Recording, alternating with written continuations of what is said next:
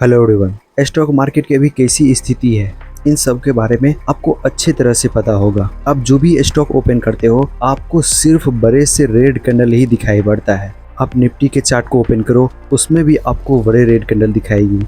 Bank Nifty को खोलो, उसमें भी। सेंसेक्स को खोलो, उसमें भी आपको रेड कैंडल दिख रही है। यानी कि पूरे मार्केट में क्रैश का माहौल बना हुआ है। लेकिन सबसे बड़ा सवाल यहीं पे आता है कि आखिर मार्केट इतना ज्यादा क्रैश क्यों हो गया। आखिर क्या कारण रही है जिससे कि मार्केट अचानक से इतना गिर गया है। एक नहीं, दो नहीं, 5 ऐसे बेस कारण बताने वाला हूँ जिससे कि मार्केट में इतनी बड़ी गिरावट आई है। तो इस वीडियो को लास्ट तक देखिएगा और ये भी समझने को मिलेगा कि इस समय में आपको अपने पैसे को इन्वेस्ट करना चाहिए या फिर आपको अपने पैसे को निकालना चाहिए। तो लेट्स बिगिन। पहला पॉइंट है ट्रंप का टेरिफ का न्यूज। ट्रंप ने रेसिप्रोकल टेरिफ का लिस्ट जारी करता है तो मार्केट में पैनिक मच जाता है। ट्रंप का कहना है कि जो प्रोडक्ट हमें यूएस से दूसरे देश में भेजते हैं वहाँ के देश के गवर्नमेंट हम पे ज़्यादा चार्ज करती है, लेकिन मैं उस पर ज़्यादा चार्ज नहीं कर रहा हूँ, इसलिए मैं भी अब उस पर ज़्यादा चार्ज करूँगा। जो आपको यहाँ पे इस साइड से दिख रहा है वो दूसरे देश के गवर्नमेंट यूएस के प्रोडक्ट पे चार्ज करता है, और जो ट्रंप ने जारी किया है वो इस साइड आपको दिख रहा होगा। यहाँ पे अगर इंडिया को हाईलाइटेड करके देखें तो यहाँ पे 26% का टेरिफ लगाया है, जिससे मार्केट में पैनिक मच गया। और इसका इम्पैक्ट सबसे ज़्यादा फार्मास्यूटिकल पे पड़ा।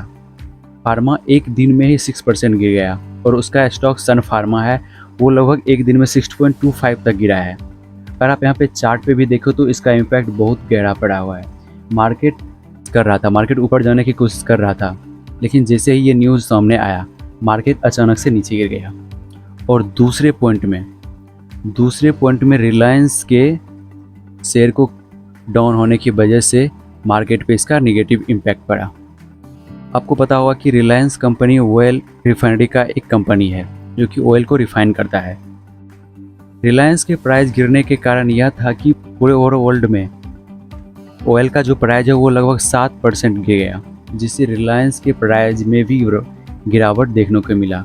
और इसका इम्पैक्ट मार्केट पर सीधा पड़ा, क्योंकि रिलायंस का स्टेक निफ्टी में सबसे ज़्यादा है, इसीलिए वहाँ पे इंडेक्स में इसकी गिरावट देखने को मिली। और तीसरे पॉइंट में प्रॉफिट बुकिंग का भी न्यूज़ सामने में आता है। जो बड़ा बड़ा इन्वेस्टर है वो हाई पोजीशन के साथ मार्केट को सेल किए हैं, यानी कि जो पोजीशन बना के रखे थे उसको सेल किए हैं, जिससे कि मार्केट में नेगेटिव इम्पैक्ट पड़ा।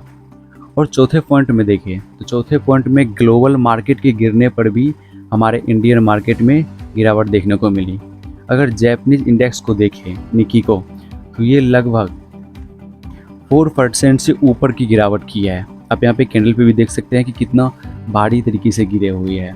और S&P 500 में भी गिरावट आई है, और इसके साथ साथ डाउजेन में भी गिरावट आई है, जिससे कि हमारे मार्केट में भी इसकी इम्पैक्ट देखने को मिला है। यानी कि ग्लोबल मार्केट इंडियन मार्केट से भी रिलेटेड होती है, इसीलिए यहाँ पे डाउन ट्रेंड दिखने को मिला है और मार्केट क्रैश हो गया है।